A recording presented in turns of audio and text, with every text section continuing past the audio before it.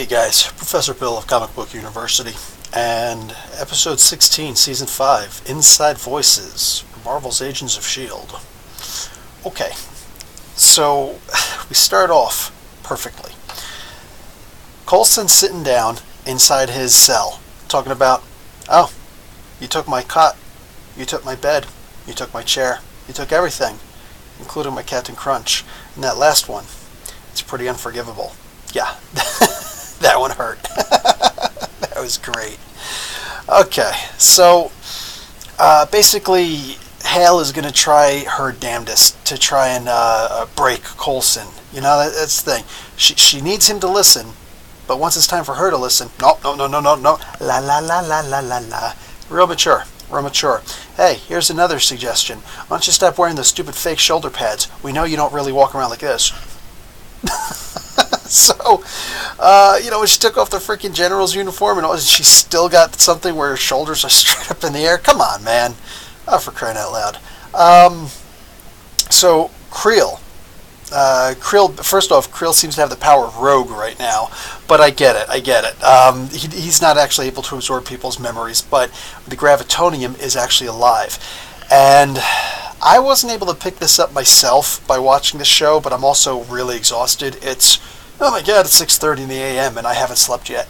The point is that, the Gravitonium apparently has two voices inside. One of them is Dr. Hall, which, yeah, obviously, not a good guy, not a bad guy, just a guy. But the second voice, we'll get to that. So, just the idea that it's even sentient, that's wicked. That's insane. Okay, so this is good.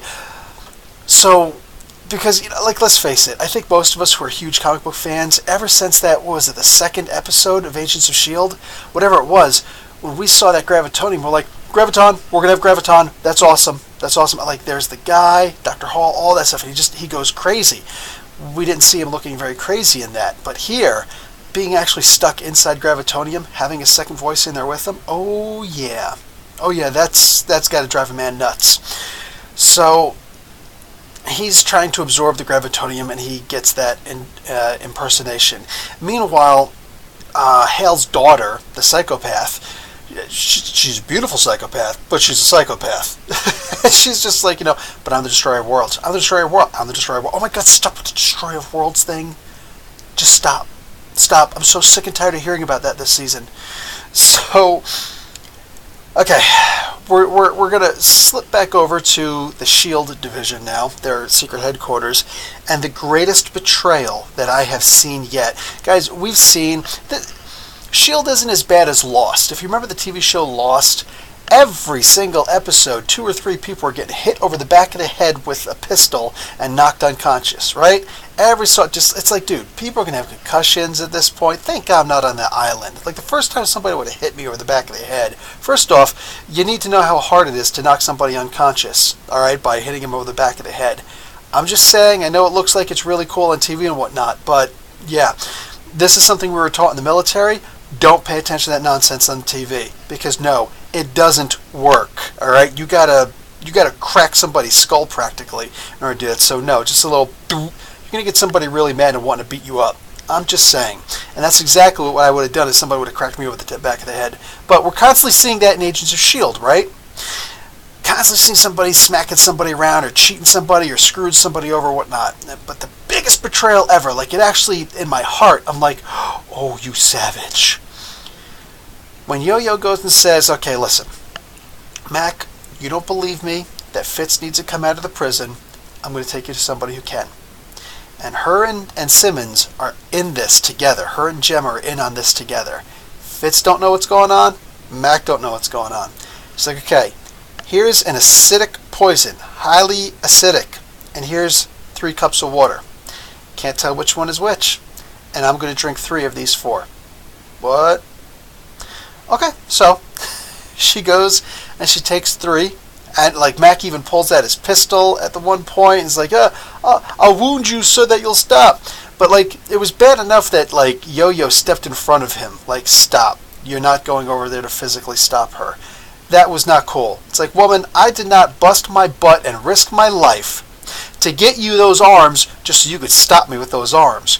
Keep trying to stop me with those arms, you're going to get these hands. I'm just saying, that was not cool. I'm walking, me personally, I'm like, alright, whatever. I'm going back to that freaking room and I'm getting my shotgun axe. We're going to have a conversation right now. So, anyway, and maybe that doesn't sound justified, but watch what happens.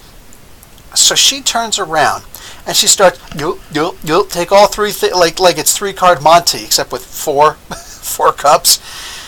And the last one, she's like, the acid, and she's laying there dying. He's like, oh my God. And I'm telling you, man, I thought this from the very beginning. Before I even knew exactly what she was doing, and I just saw there was the thing, I don't know if it was bleach or acetone or whatever, she had up there. I was like, nope, I don't care what happens. She's going to die, and I'm going to sit there and watch. I don't even care. I'm serious. If I'm Mac, I'm ruthless. I'm just like, I don't care. You're going to die. Bye. But Mac, unfortunately, is too compassionate. He's got a heart of gold. So later on we find out that Creel has a heart of wood. But anyway, so he sees this happening, and she's laying there, I'm going to die. And he's like, no, what should I do? What do you call it? Fitz is like, I know where the thing is. Just tell me. Just open the door so I can go get it. He's like, okay, fine. Boop. And as soon as he comes out, Yo-Yo, real quick, give me that pistol, put it down here, and put you inside. And it's funny because the whole time, once I knew that she was going to get the arms, I'm literally thinking to myself, is she actually going to be able to move the arms as fast as herself? Because I could see her moving her body that fast, but moving her arms that fast, that's a lot.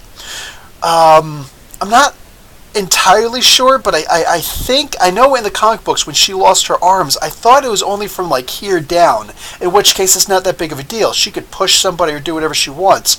But as far as like grappling something really quick, I don't think she was able to make her hands go that fast. Don't really care, whatever. Here, they're just suspension of disbelief, and I'm okay with it. I'm not going to nitpick over little details, just thinking about it. I'm still more about the story. So, shoves him inside the room, locks the door. Woman, thou hast betrayed me for the last time. Oh no, I'm done. I'm done with the whole getting hit over the back of the head with a pistol in the Lost Island and all that stuff. I'm done. I'm done. Woman, you are nothing to me. You are to me as the back of my mother. I will never look at you again. I'm so mad. I'm like so mad at this point. Like, dude, there is no forgiving. If Yo-Yo running around and we're all trying to be friends and whatnot, and she gets shot, Mac, just one last time, but like, nope. And I'm going to keep on walking. Dude, I'm serious. I'm done. I'm done. There is no love for Yo-Yo anymore at this point. Done. Like, I'm saying, I still love Yo-Yo's character. I'm putting myself in the shoes of Mac, the one who's betrayed. Nope. Nope, there is no love. And what's so funny is he actually made that point, and he was right. Maybe one of the reasons why you did live in the future is because I didn't, is because I protected you. And she still betrayed him. You treacherous woman. But the thing that really kills me about it all, the thing that puts all of that, because she could just be like, oh, I'm going to do this, I'm going to do that, I'm going to do all these things. But she met her future self.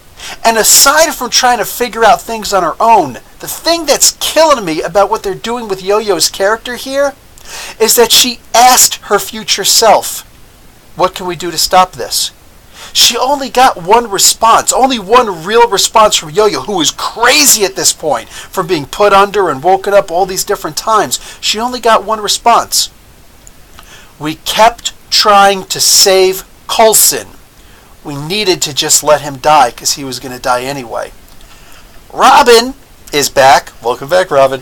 And she's all like, yeah, he's going to die. There's nothing we can do about it. And Melinda, she's all like, no, I think that we could save him. You're going to help us save him. And Robin gives that look like, oh, you stupid old crazy woman. And she goes back to drawing again. When are we just going to stop and recognize, like, all these people sitting here talk, like, that's the thing. With Gemma talking about the science of the future, that's crap, by the way. That is not the way that time continuity works. We know that. We know that. Theoretical physics. Just saying.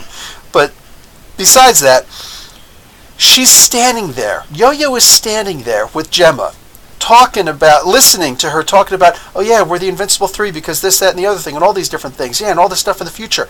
And meanwhile, she has one tidbit of information in the future that is undeniable, irrefutable, and yet she's not even telling anybody about it. If only she would stop and say, okay, listen, man, here's the deal. We're not going to be able to save Coulson. We keep trying to save Coulson. Can't be saving Coulson. We got to let the dude die. That's what the future me said. I know. I get it. It's Coulson, but, dude, way too much. Way too much. So, Robin is confused, and I understand that, but she, she's not talking to her mom, but then she sees her other mom, May. Love that. This is such a great scene, because then it's like it's all coming back, and this scene, I think, in combination with all the other scenes, really puts it together, that because we knew that she's seeing the future and the past and all these different things all at the same time, and she's having a hard time. She's just a little girl. What is she, like 8? She's having a hard time trying to recognize which one is the reality, because we don't even know how she sees her powers coming in. She's literally doing art therapy to try and get these things out, so maybe she could try and put a number on each of these things. Like, okay, this is number 16, this is 43, so this happens way in the future. That's messed up, man. I'm feeling for this poor girl. But, when she sees her future mommy, that's like, oh wow, okay, cool. But here's the really heart-wrenching, heartbreaking scene. When her own mom, her real, like, biological mom, is like, wow, I'm just glad, just make sure that if something ever happens to you, no, nothing's ever going to happen to you. No, I've seen the pictures. I watched the picture, and I don't see me in any of those pictures in the future. Yes, you're going to die, Mom, and it stinks. It really does. But, did we all get the exact same feeling? Because I did. When Robin says, Mommy, come and sit next to me. It's like, oh man, she's going to die real soon. like she's not going to make it out of that chair, is she? Oh man! So I'm expecting by next episode, Robin's mama is going bye-bye. We'll see. Okay. Let's see. Oh, so pretty much we're getting to the end now. So Agents of S.H.I.E.L.D. will be right back, and then it does come back, and there's Raina, the girl in the flower dress, and she's there with Ian Quinn. Now, make no mistake, I recognized the girl with the flower dress. I recognized her immediately. I'm like, hey, you gave it the flower dress. I look at the other guy like, who's this jabroni? You know, saying, I can't remember every single episode that's going on. So I genuinely went and looked this up. So I looked it up and I'm reading. I'm like, okay, I get it now. So this was Ian Quinn. He's the dude that, it turns out, John Garrett, the crazy dude who became the pseudo-Psylocke, if only Psylocke were in this, the pseudo-Deathlock, the other lock, what do you call it? They were both basically working for him. We didn't know it at the time, but Ian Quinn captured Dr. Hall, and the whole thing with him getting sucked into the gravitonium and all that good stuff. The girl with the flower dress actually rescued Quinn. It's like, I'm forever devoted to you. I'm loyal to you from this point on. She's like, I don't need all that nonsense. I'm about to get spikes all over my face and whatnot. So here's what's going to happen. The gravitonium wanted you, and just comes out and sucks him in because he's the one who kidnapped him a long time ago, so he wanted revenge. Well, that revenge is really cool and all that, but at this point, dude, it's like, did you know that you were going to absorb this dude and you were going to have to, like, what, are you going to have, like, mental somersaults with this guy now? So that's where where even more insanity is coming from.